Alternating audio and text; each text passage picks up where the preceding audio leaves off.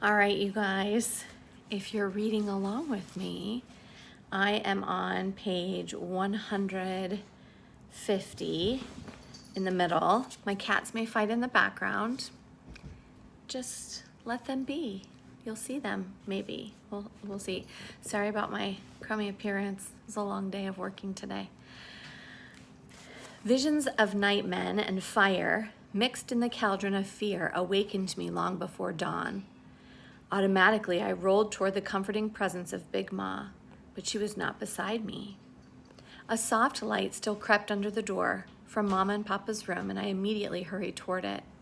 As I opened the door and stepped into the shadowy room, lit now only by the flickering yellow of the low fire, Big Ma was saying, "Y'all start messing with these folks down in here, no telling what'll happen." "Is it better to just sit back and complain about how they do us?" Mama snapped, her voice rising. "Everybody from Smellings Creek to Strawberry knows it was them, but what can we do about it? We line their pockets with our few pennies and send our children up to their store to learn things that they've no business learning. The older children are drinking regularly there now, even though they don't have any money to pay, and the Wallaces are simply adding the liquor charges to the family bill. Just more money for them as they ruin our young people.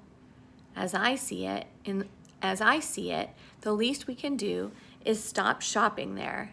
It may not be real justice, but it'll hurt them, and we'll have done something. Mr. Turner and the Averys and the Laniers and over 24 other families, and perhaps even more, say they'll think about not shopping there if they can get credit somewhere else. We owe it to the Barrys." "Frankly," interrupted Uncle Hammer, "I'd rather burn them out myself."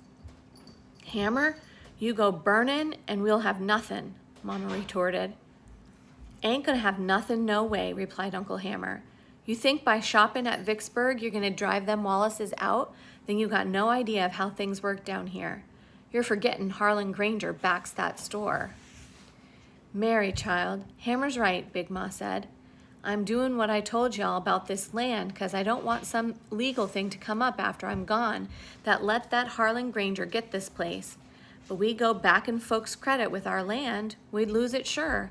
And we do that, I couldn't face Paul Edward." "I didn't say we should back it," Mama said, "but we're just about the only family with any collateral at all." Papa looked up from the fire. "That may be, honey, but we put up this land to back this thing, and it'll be just like giving it away."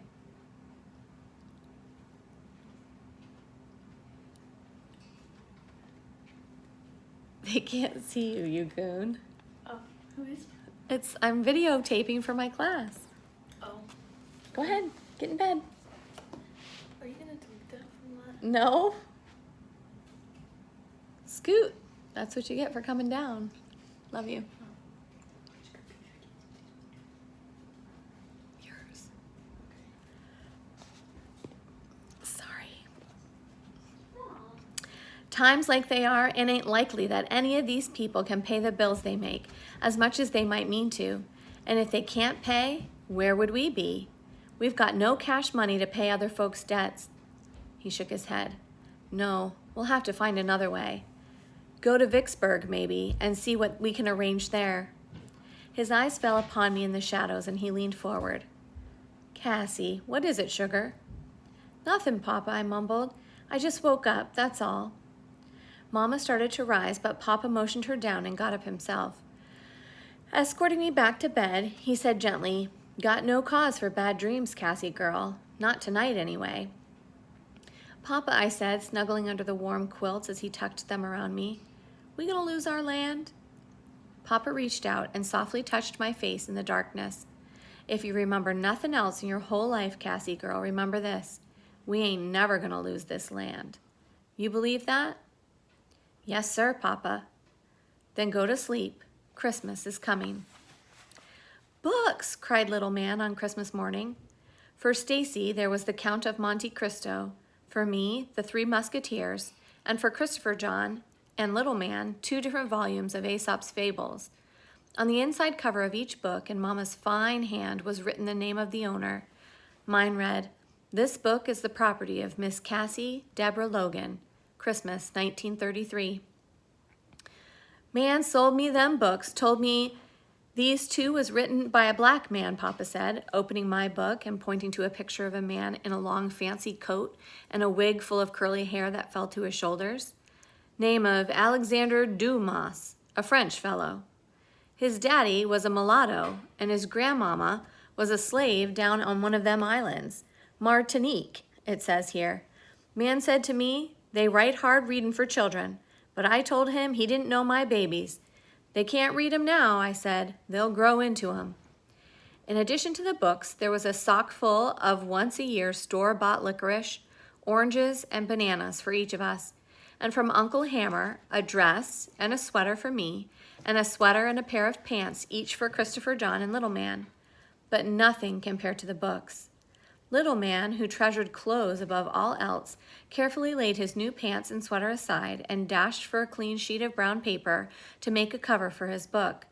And throughout the day, as he lay upon the deerskin rug looking at the bright, shining pictures of faraway places, turning each page as if it were gold, he would suddenly squint down at his hands, glance at the page he had just turned, then dash into the kitchen to wash again, just to make sure. After the Christmas services, the Averys returned home with us for Christmas dinner.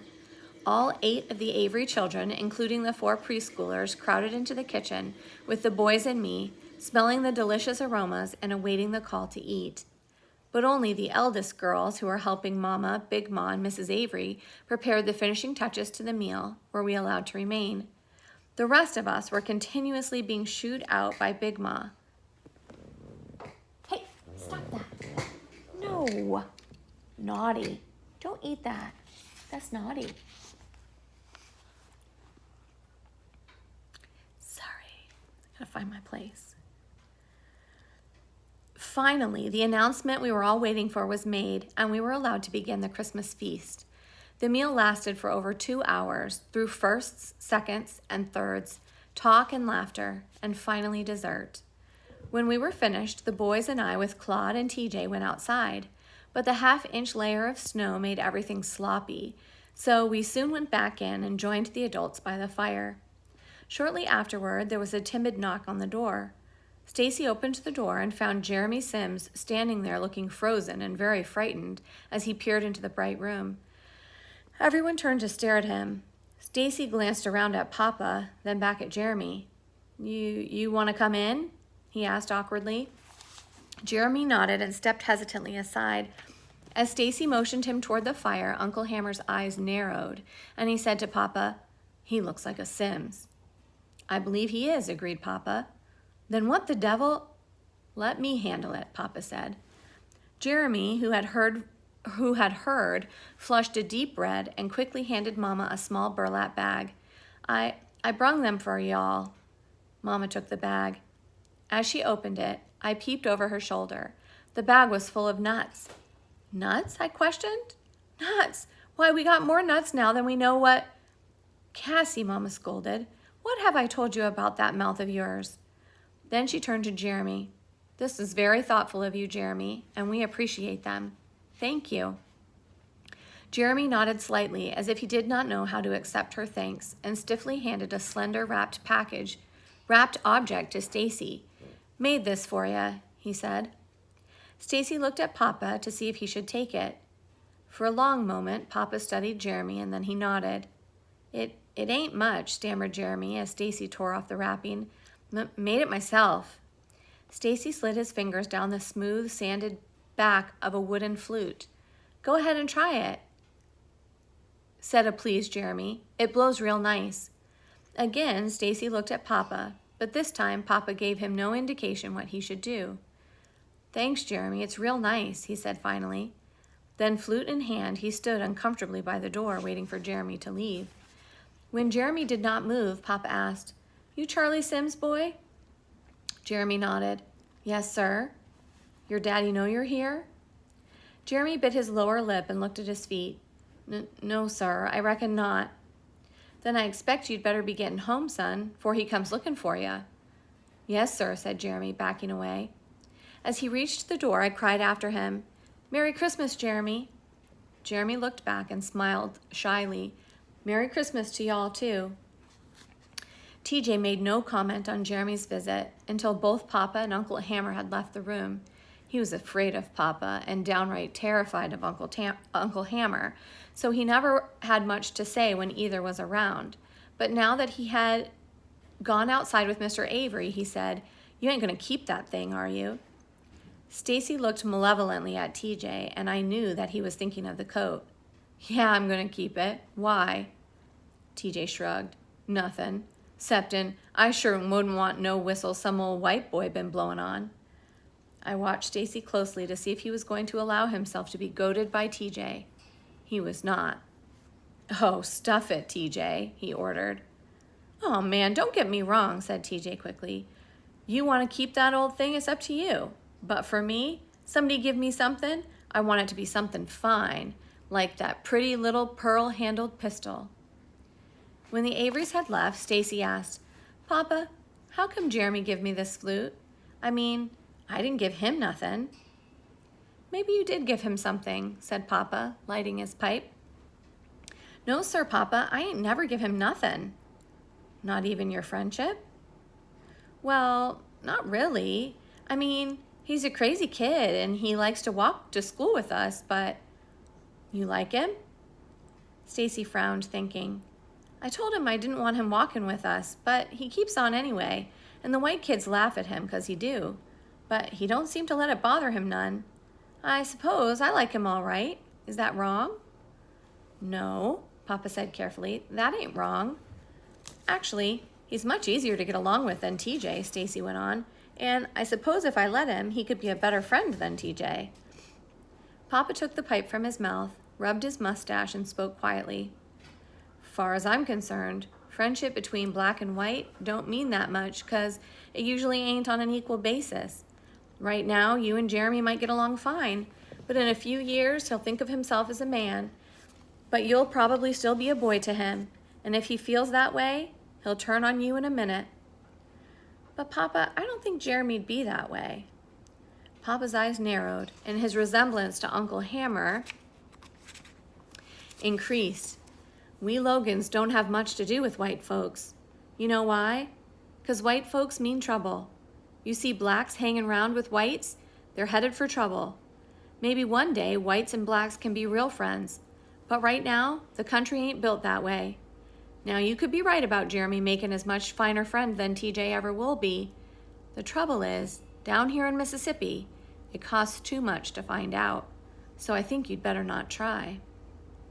Stacy looked full into Papa's face and read his meaning.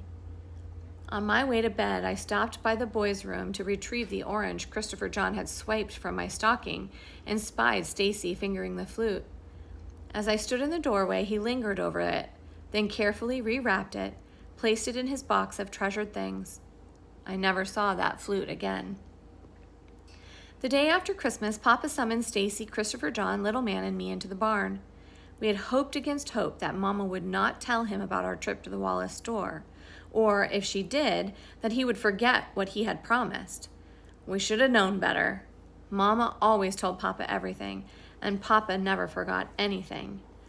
After we had received our punishment, we emerged sore and teary-eyed and watched Papa, Uncle Hammer, and Mr. Morrison climb into the Packard and speed away. Mama said they were going to Vicksburg. "Why Vicksburg, Mama?" asked Stacy. "They've got some business to attend to," she said shortly. "Come on now, get busy. We've got chores to do." In the late afternoon, shortly after the men had returned, Mr. Jameson arrived. He brought with him a fruitcake sent by Mrs. Jameson and a bag of lemon drops for each of the boys and me. Mama allowed us to say our thanks, then sent us outside.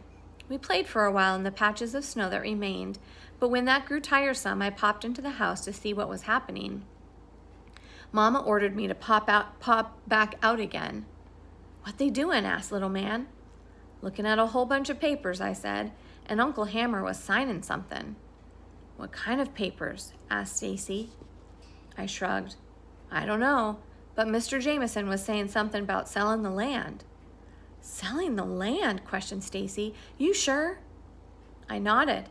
He said, "Y'all signed them papers and Miss Caroline got no more legal right to this land. Can't sell it, can't sign on it. It'll be in y'all's name, and it'll take both of y'all to do anything with it. Both of who? I shrugged again. Papa and Uncle Hammer, I guess. After a while, it grew chilly and we went inside. Mr. Jameson, sitting next to Big Ma, was putting some papers into his briefcase. I hope you feel better now that that's done, Miss Caroline, he said, his voice a soft mixture of Southern aristocracy and Northern schooling. Hammer and David, they've been taking care of things a long time now, Big Ma said. Them and Mary works hard to pay the taxes and mortgage on this here place, and I've been wanting to make sure, while I'm still breathing, that they gets title to this place under the law without no trouble. I ain't wanting a whole lot of problems after I'm gone, about who's got rights to this land. She paused a moment and then added, that happens sometimes, you know. Kitty, stop. Mr. Jameson nodded. He was a long, thin man in his mid-50s with perfect lawyer face, so placid that it was difficult to guess what thoughts lay behind it. The boys and I sat down silently at the study table, and the silence allowed us to stay. I figured that Mr. Jameson would be leaving now. His business was evidently finished, and despite the fact that the family thought well of him, he was not considered a friend in the usual sense, and there seemed no reason for him to stay longer. But now Mr. Jameson put his briefcase back on the floor, indicating that it was not leaving, and looked first at Big Ma and Mama, and then across at Papa and Uncle Hammer.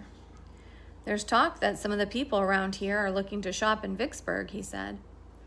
Big Ma looked around at Papa and Uncle Hammer, but neither of them acknowledged her glance. Their eyes were pinned on Mr. Jameson. There's talk, too, why folks are looking to shop there. He paused, met Papa's eyes, then Uncle Hammer's, and went on. As you know, my family has roots in Vicksburg. We've a number of friends there still. I got a call from one of them this morning. Said you were looking to find credit for about 30 families. Papa and Uncle Hammer neither affirmed nor denied this. You know as well as I do that credit doesn't come easy these days, continued Mr. Jameson. You expect to get anything, you'll need something to back it. Oh my word, my cat is such an idiot. He's inside a plastic bag right now. So silly. I reckon we know that, said Uncle Hammer. Mr. Jameson glanced at Uncle Hammer and nodded. I reckon you did.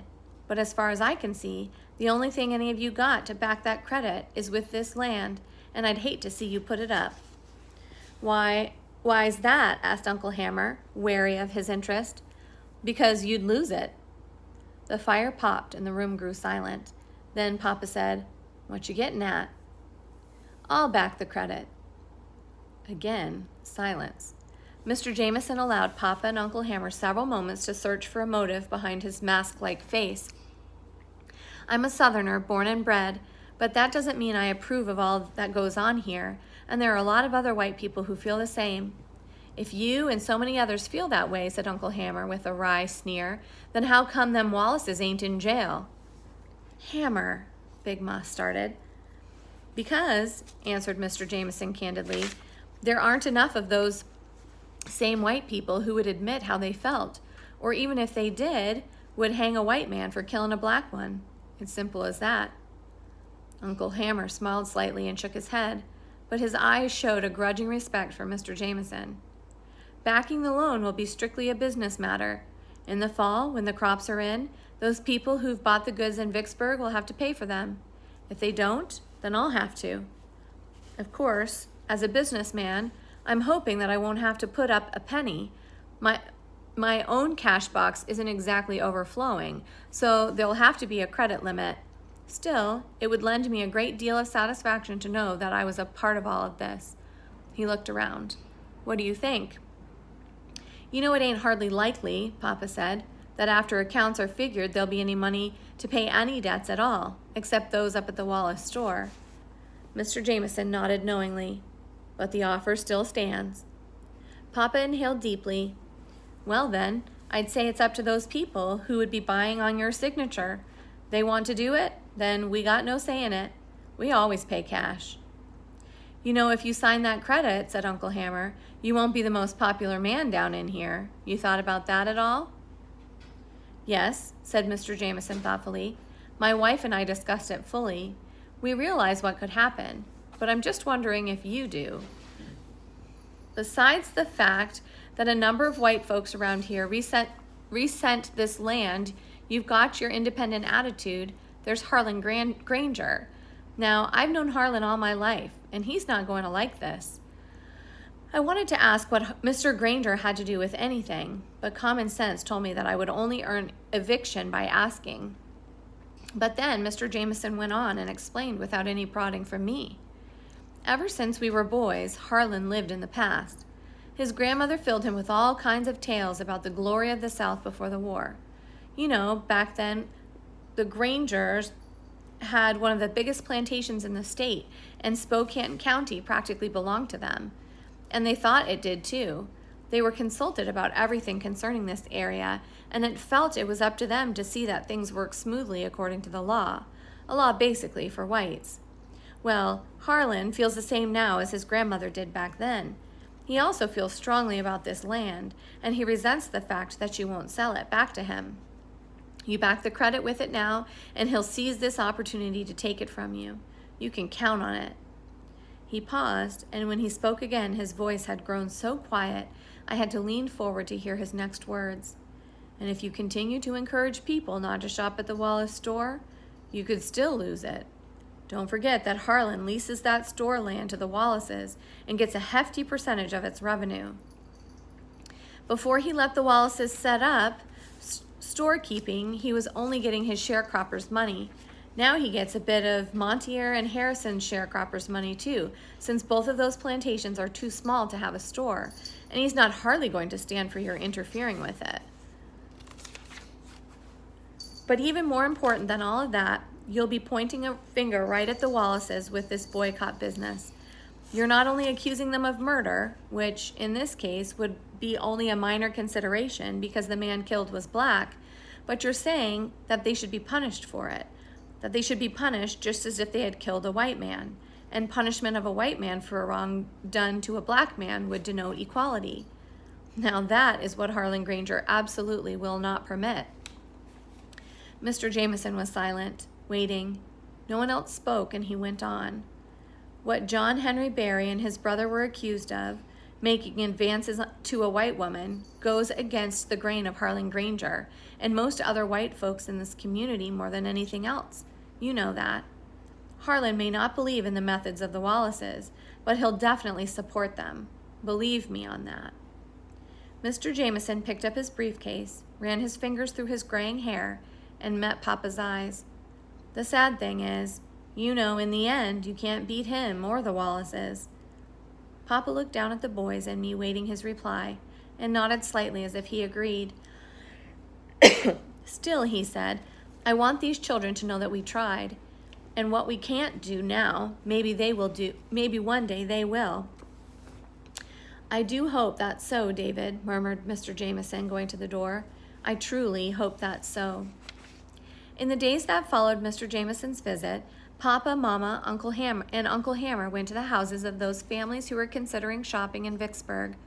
On the fourth day, Papa and Uncle Hammer went again to Vicksburg, but this time in the wagon with Mr. Morrison. Their journey took 2 days, and when they returned, the wagon was loaded with store-bought goods. What's all that? I asked Papa as he jumped from the wagon. That's for us. That's for us? No, Cassie girl. It's things folks ordered from Vicksburg. Chester, get out of there.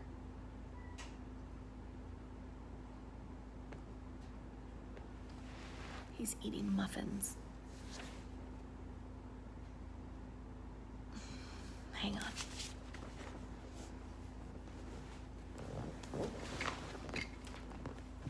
Hey, you gotta get out of there. No, that's so naughty.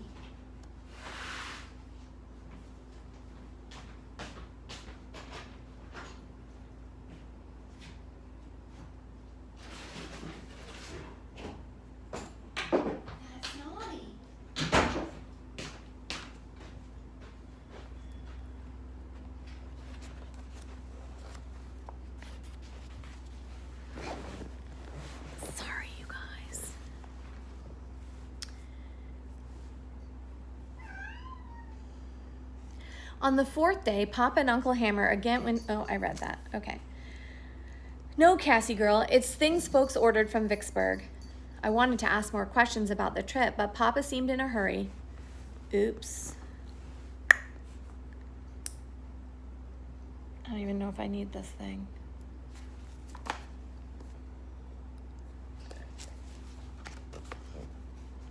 I wanted to ask more questions about the trip, but Papa seemed in a hurry to be off again, and my questions went unanswered until the following day when Mr. Granger arrived. Christopher John and I were drawing water from the well when the silver Packard glided to a smooth stop in the drive, and Mr. Granger stepped out.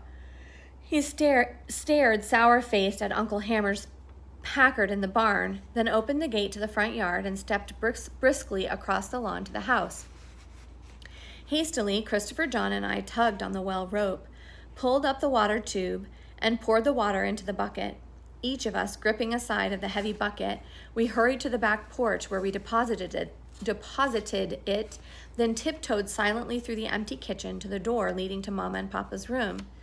Little Man and Stacy, just leaving the room under Mama's orders, allowed the door to remain slightly cracked, and all four of us huddled against it, stepladder fashion.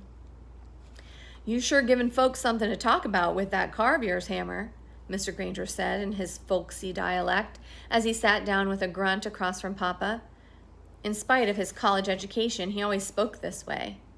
What they got you doing up north? Bootlegging whiskey? He laughed dryly, indicating that the question was to be taken lightly, but his eyes, tight on Hammer, showed that he intended to have an answer. Uncle Hammer, leaning against the fireplace mantel, did not laugh. Don't need to bootleg, he said sullenly. Up there, I got me a man's job, and they pay me a man's wages for it. Mr. Granger studied Uncle Hammer. Uncle Hammer wore, as he had every day since he had arrived, sharply creased pants, a vest over a white shirt, and shoes that shone like midnight.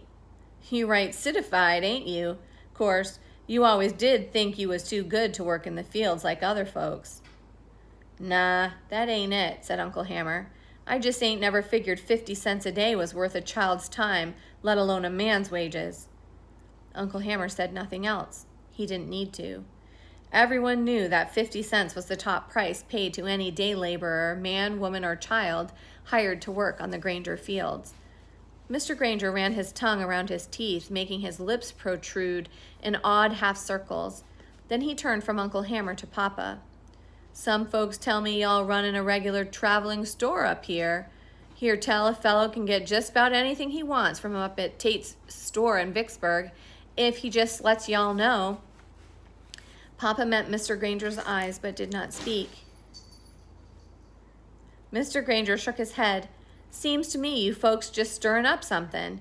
Y'all got roots in this community?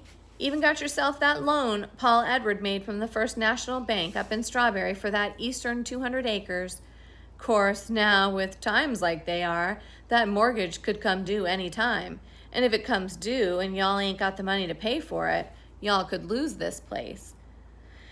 Ain't gonna lose it, said Uncle Hammer flatly. Mr. Granger glanced up at Uncle Hammer and then back to Papa.